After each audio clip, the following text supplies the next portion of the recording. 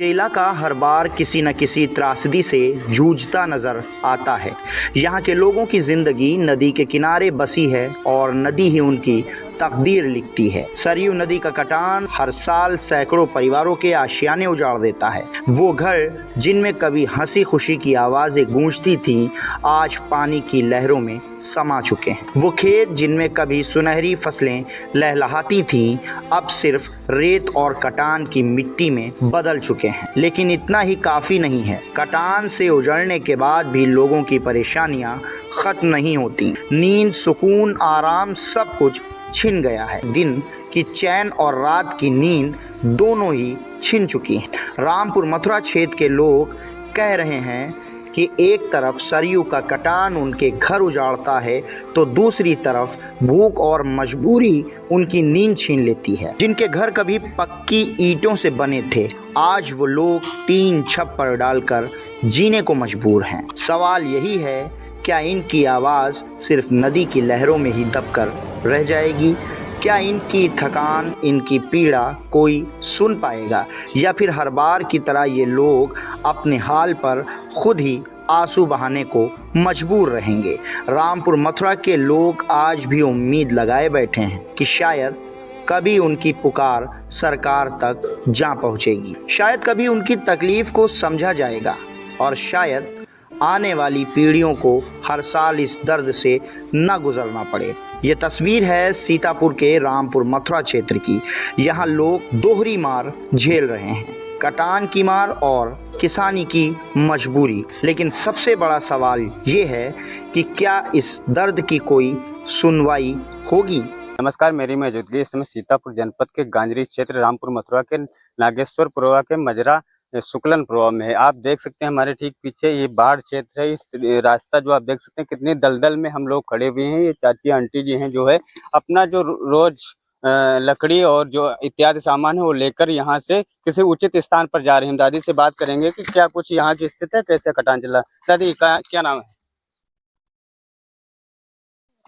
परेशान हो जाओगी? चलिए ठीक है दादी, क्योंकि बोझा काफी ज्यादा वजन है, इससे जो है चलने में भी जो है इस कीचड़ में इनको दिक्कत हो रही है। तो हम चलेंगे गांव के अंदर और दिखाएंगे कि गांव का दृश्य कैसा है। इस कीचड़ भरे रास्ते से अगर इनको रात में अचानक से निकलना पड़े, क्योंकि कटान इधर जो है बहुत तेजी से कटान हो रहा है। अभी ठीक कुछ मिनट पहले जो बिजली का पोल था वो ठीक हमारे नजरों के सामने गिरा है, उस घाघरा नदी में समा गया है।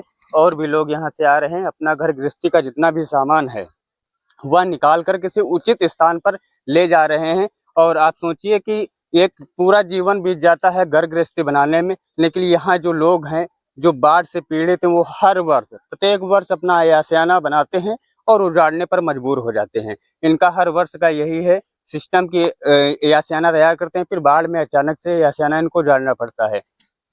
चलिए तो हम गाँव चलते हैं और वहाँ लोगों से बात करते हैं कि क्या कुछ प्रशासन के द्वारा उनको मदद मिल रही है और क्या कुछ सुविधाएं मिल रही हैं। बिंद्रा प्रसाद, कहाँ के निवासी हैं? शुक्लपुरवा मौजा, जिला सीतापुर। अच्छा, इतनी तेज कटान चल रहा है, आप लोग पलायन करने पर मजबूर हैं, क्या कुछ कहेंगे सरकार की तरफ से अभी क्या कुछ सुविधाएं मिली हैं? देखो, कोई सुविधाएं अभी नहीं मिली ना कॉलोनी, ना आवास और ना लाइट भी नहीं मिली, कुछ नहीं मिला हुआ। भोजन की व्यवस्था नहीं, वो तो है, भोजन की व्यवस्था मिलती है। हाँ, बच्चे लाते हैं, खाते हैं, हम लोग अपने घर में खाते हैं, वो लोग खाते हैं, हम नहीं खाते हैं आप। तो यहाँ जो आपका मकान था वो पूरी तरीके से कट चुका, आप लोग नहीं कटा नहीं है, ये है भी हमारा। मान लीजिए यहाँ पे है, चारों तरफ ये पानी है। हाँ, अगर रात में अचानक से पानी जल स्तर बढ़ जाता है तो कैसे आप लोग यहाँ से पलायन करेंगे? कैसे निकल जाएंगे? सामान कितनी नावें यहाँ पर हैं? नावें यहाँ 7-8 नावें हैं। 7-8 नावें हैं। प्रधान और अन्य अधिकारी आते हैं समय? हाँ, आते हैं, समय समय पर आते हैं। बच्चों की पढ़ाई कैसे हो पाती है? पढ़ाई यहाँ नहीं साहब हो रही। नहीं, बच्चे ऐसे रहते? ऐसे नहीं, पढ़ रहे थे प्राइवेट स्कूल में, लेकिन अभी घर कटे की वजह से नहीं भेजा हमने। पानी अधिक होने की वजह से बच्चों की पढ़ाई भी प्रभावित हो रही है। क्या सोच रहे हैं, क्या कैसे ऐसे जीवन कटेगा? कैसे जैसे भगवान काटेगा साहब वैसे काटेंगे। और क्या कुछ सरकार से मांग करेंगे कि आप कहीं अच्छा उचित स्थान पर जाना नहीं चाह रहे हैं? कहीं ऊंचे पर दे दीजिए तो हम लोग अपना आराम से घर बना। आवास मिला आपको? नहीं मिला, अभी तक आवास नहीं मिला? कुछ नहीं, आज तक नहीं मिला। जमीन कहीं मुहैया कराई गई? कुछ नहीं, कुछ भी नहीं मिला। ये हमारे पुरखों की जमीन है, ये जीमा घर बना हुआ है मेरा, हमारे पास वह भी नहीं है। लाइट तो यहाँ आती नहीं, फिर रात में लाइट कैसे अंधेरे में बस रहते ऐसे हैं? जैसे गुजर भगवान कर रहा है ऐसे गुजर कर सांप रहे हैं। कीड़े भी होंगे। हाँ सब बहुत कुछ है, सांप वजह से बहुत नहीं है। कितने परिवार यहाँ, कितने लोगों का मकान जो है बाढ़ क्षेत्र से प्रभावित है? देखो इथिर 200 लोग कम से कम। हाँ 200 200 लोग। लोगों का हाँ जी, मकान। हाँ जी। सभी मकान कच्चे बने हैं। हाँ यहाँ तो कच्चे सबका बना। इधर एक कॉलोनिया बनी है, ये इधर भाई साहब बहन से थोड़ा बात करना चाहेंगे, पहले युवा हैं, नौजवान हैं, उनके क्या विचार हैं, क्या कहना चाहेंगे आप? हम यही कहना चाहते हैं कि यहाँ पे कुछ कच्चे मकान भी हैं, कुछ झोपड़ी भी हैं, तो इनको कॉलोनी भी दिलाइए और इसके बाद जमीन भी दिला दीजिए। जमीन जितनी थी इनकी सारी जमीन कट गई। रहने खाने का कैसे हो पाता है? रहने खाने का खाना आता है, रात में खाना आता है, दिन में भी आता मान है, लीजिए 2 दिन खाना अगर ना मिले तो फिर कैसे खाएंगे आप? तो अपने घर से बना के खाते हैं। तब उस पे खेती खेती थी सारी कट गई सब खेती। इसी में। हाँ तो ये न हर गंगा वर्ष मिला। खेती कट जाती है, इसी में फसलें बूढ़ जाती हैं, फिर आप लोग कैसे जीवन यापन करते हैं? कुछ कमा के भी करते हैं। सब बाहर कमाते हैं, जब यहाँ से बाहर। बाढ़ कटान खत्म हो जाता है आप हाँ लोग विदेश चले जाते हैं, हाँ बाहर चले विदेश, जाते हैं हाँ कमाने के लिए? बाहर चले जाते हैं। अच्छा। क्या पढ़ाई की कर पाए? पढ़ाई इधर कहाँ कर पाए, कितना पढ़े हैं?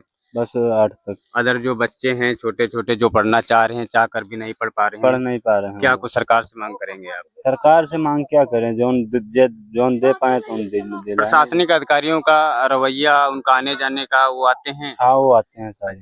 हाँ उनके तरफ से कोई दिक्कत नहीं है? उनकी तरफ से ग्राम प्रधान की क्या व्यवस्था है? वो भी व्यवस्थाएं कर रहे हैं। व्यवस्था बराबर कर हाँ, रहे हैं। बराबर क्या है। कुछ सरकार से मांग करना चाहेंगे? सरकार से यही मांग कर रहे हैं कि कॉलोनी दिला दीजिए, कि कहीं पे जमीन दिला दीजिए, वहीं पे घर बना लेंगे। अभी कितने घर कट चुके हैं? यहाँ पे घर तो ये लोग बता सकते हैं। अच्छा, आप नहीं थे यहाँ? नहीं थे हम। इस गांव के निवासी नहीं है? नहीं, अच्छा, आपका गांव हम कहाँ इधर है? घर इनके दिलाने आते हैं। क्या? घर यहाँ से अच्छा, ले घर जाएंगे। यहाँ से जो यासियाना उजाड़ रहे हैं, हाँ, उनका ये ले यासियाना जाने जो है इस पार से उस पार पहुंचाने का काम पहुंचा। करते हैं। हाँ। काहे से? बस यही नाव से जाते हैं, ट्रैक्टर से यहाँ जाते से हैं। ट्रैक्टर से माल भर के फिर हाँ। उसके बाद जो है नाव से उस पार उस करते हैं पार नदी के। करते हैं। अच्छा, कहाँ के निवासी हैं? यहीं के। स्कूल जाते हो? जी स्कूल जाते थे। जाते थे, अब क्यों नहीं जाते हो? जी बारिश हो रही है, जी बाढ़ हो रही है जी, कहाँ इसीलिए। पढ़ते थे? जी वहाँ कहाँ? स्कूल पूर्वा मौजा। सरकारी विद्यालय? नहीं प्राइवेट थे? जी सरकारी में क्यों नहीं पढ़े? जी तब ना पढ़े। सरकारी स्कूल सारे कट गए। जी क्या पढ़े लिख कर क्या बनना चाहते हैं? जी पुलिस। पुलिस बनना चाहते हैं? जी पुलिस ही क्यों? चोरों को पकड़ेंगे? जी हाँ, मारेंगे खूब? जी अच्छा। कितने कहाँ कौन से स्कूल में पढ़ते बताया? जी प्राइवेट। क्या उम्र है आपकी? जी 8 साल। कौन सी क्लास में है? जी 5 में।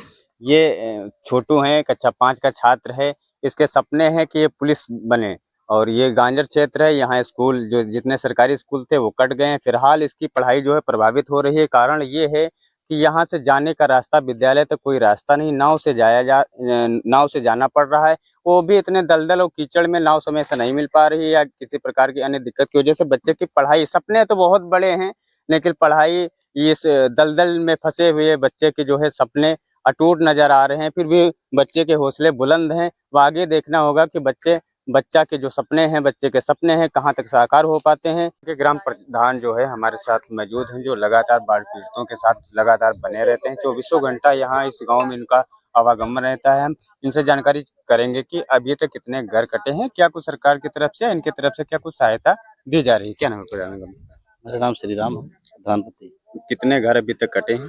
6-7 घर कट चुके हैं। क्या कुछ व्यवस्थाएं आपकी तरफ से की जा रही हैं? व्यवस्थाएं हमारे तरफ से नाव की व्यवस्था है, लोग पलायन के लिए सब लोग निकाले जा रहे हैं। लगभग निकाल दिए गए हैं। लगभग निकल चुके हैं। कितनी नावें यहाँ पर चल रही हैं? नावें 16 चल रही हैं हमारी। 16 चल रही हैं। अभी हम अंदर गए तो एक बुजुर्ग व्यक्ति थे, उनसे बात कर रहे थे। वो बता रहे थे कि लाइट की व्यवस्थाएं नहीं है, एक लाइट की हमें रोशनी के लिए कुछ चाहिए। लाइट की व्यवस्था पूरी हम लोग बंदे कर दिए हैं, लोग बंदे शिफ्ट किए जा रहे हैं अभी। बाकी जब जमीन चिन्हित हो जाएगी वहाँ सबको खाने पीने के लिए क्या कुछ व्यवस्थाएं खाने की पीने जाती के लिए है? पूरी सब्जी सुबह शाम दोनों टाइम दी जाती सुबह शाम दोनों टाइम। प्रशासन की तरफ से क्या कुछ उच्च अधिकारी जो हैं उनका आवागमन क्या कुछ है। अरे रहता है? आवागमन प्रशासन की तरफ से डीएम साहब भी आ चुके हैं यहाँ।